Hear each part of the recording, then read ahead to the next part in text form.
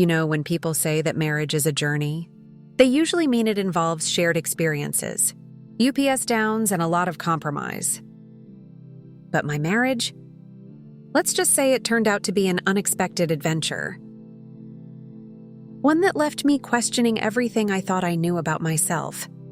My name is Victoria, and this is my story of temptation, realization, and the subtle boundaries that define loyalty.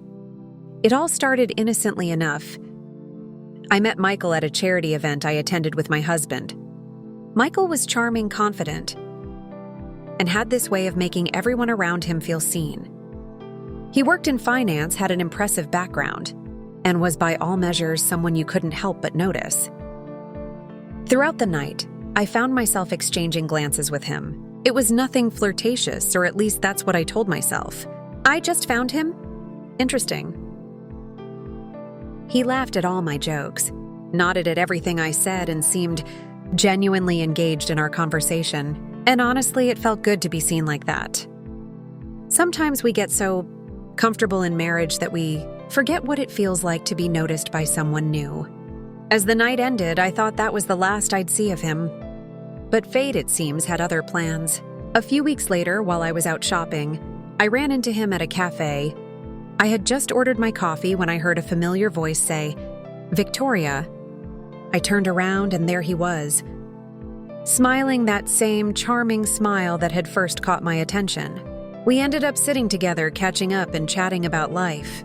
Michael shared stories about his travels, his job, and his family. Our conversation was surprisingly easy, flowing naturally from one topic to another. It was like reconnecting with an old friend I never knew I had. After that, we began running into each other more often. Coincidental meetings at the park, at the grocery store, even at the gym. It almost felt like the universe was bringing us together. I told myself it was nothing more than casual friendship. But deep down, I felt a spark that I hadn't felt in years. One afternoon, Michael invited me to a small art gallery opening. He knew I loved art, and he thought I'd appreciate the local artist's work on display. I hesitated. I knew my husband was working late that evening, but going to an event alone with another man felt, well, a little wrong. I convinced myself that it was harmless. It was just a gallery, a place full of other people. And besides, I was simply indulging in my love of art. The gallery was stunning. We walked through each room, admiring the paintings, discussing the artist's techniques, and sharing our thoughts. At one point, we stood in front of this beautiful painting, a serene landscape with vibrant colors and delicate brushstrokes. He leaned in close and whispered, "This painting reminds me of you." My heart skipped a beat. The compliment was simple, yet it felt so personal, so intimate. After the gallery, he suggested we grab a quick bite to eat at a nearby restaurant. I should have said no. I should have walked away, gone home, and pretended that night was just another casual outing. But instead I agreed, and we ended up at a quiet little Italian place with dim lighting and cozy booths. It felt far too romantic for two friends sharing a meal. We talked about our lives, our dreams, our struggles. He shared things with me that felt deeply personal, and I found myself opening up in ways I hadn't with anyone else in years. As the evening wore on, I noticed he was watching me closely, as if trying to read the emotions I wasn't saying out loud. There was a tension between us, unspoken but undeniable. I didn't tell my husband about that evening. It felt like our little secret, something I wasn't ready to share. But that one evening changed everything. After that, I began thinking about Michael more often. I'd find myself looking forward to our coincidental meetings, wondering what it would be like to see him again. One day, he texted me suggesting we meet up for coffee. My heart raced as I read his message. A part of me wanted to decline, to put an end to whatever was happening between us. But another part of me felt alive, exhilarated by the attention. I found myself typing a quick yes before I even realized it. The coffee date was once again casual on the surface, but there was a sense of closeness between us, a familiarity that felt both comforting and dangerous. He complimented me on little things, the way I laughed, the color of my dress, the way I listened. It wasn't that my husband didn't notice these things, but with Michael, everything felt fresh new and a little bit thrilling. He asked me about my dreams, things I wanted to do but hadn't. I told him I'd always wanted to travel more, see parts of the world that seemed like distant dreams. He looked at me and said, "You should go for it, Victoria. Life is too short to hold back." There was something about the way he encouraged me that felt intoxicating. Over time, I began sharing things with him that I hadn't even told my husband. It was like he saw a part of me I'd forgotten existed. I knew I was walking a fine line, treading on the edges of something that could easily spiral out of control, but the thrill was undeniable. Then came the day he asked me to join him for a weekend hike. My husband was away on a business trip, and Michael knew I loved the outdoors. I should have said no, I knew it. But somehow I convinced myself that it was just a hike, just two friends enjoying nature. As we tracked through the forest, surrounded by the quiet beauty of nature, it felt like the whole world had faded away. It was just him and me, two people lost in the moment. We talked, laughed, and shared stories, the kind of connection that felt almost surreal. And then as we reached a clearing with a breathtaking view, he looked at me with a seriousness that took me off guard.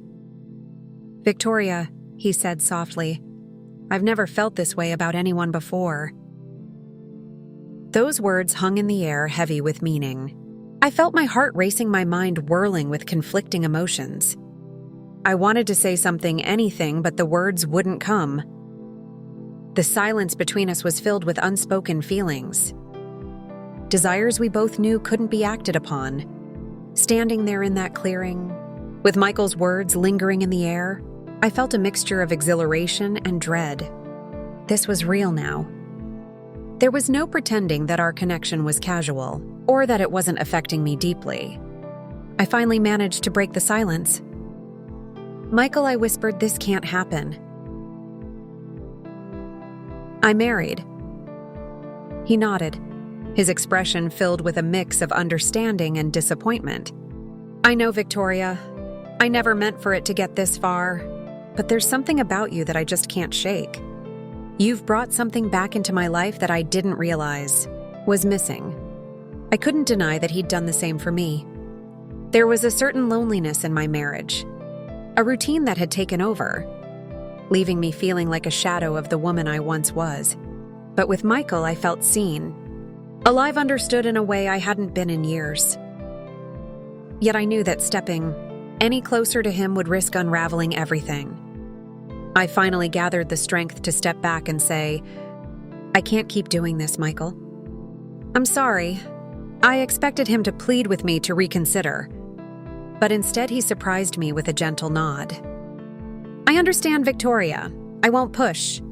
Just know that if you ever need someone to talk to, I'm here." That day left me feeling like I was standing at the edge of a cliff. I knew I had to distance myself from him, and I truly intended to. For the next several weeks, I avoided places where we might run into each other, even change my routine. But in the quiet moments, he was still there, lingering in my thoughts. One evening, I was preparing dinner when my husband came up behind me, wrapping his arms around me unexpectedly. He whispered, "I miss you, Vic."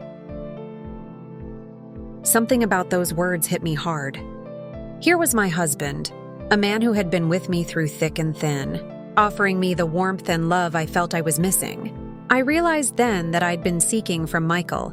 The connection I'd felt was slipping away with my husband, and maybe, just maybe, there was a way to bring that spark back into my marriage. That night, I decided to be honest with myself and focus on my relationship. I wanted to bring back the closeness we'd once shared, to reignite the bond that had faded under the weight of everyday life. I didn't tell my husband about Michael. There was no need to, as nothing had truly happened. But that experience with Michael had awakened something in me, a realization that I couldn't ignore.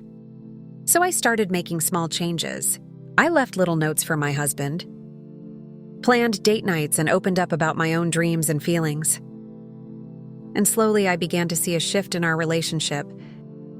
My husband seemed happier, more attentive, and I found myself genuinely enjoying our time together again.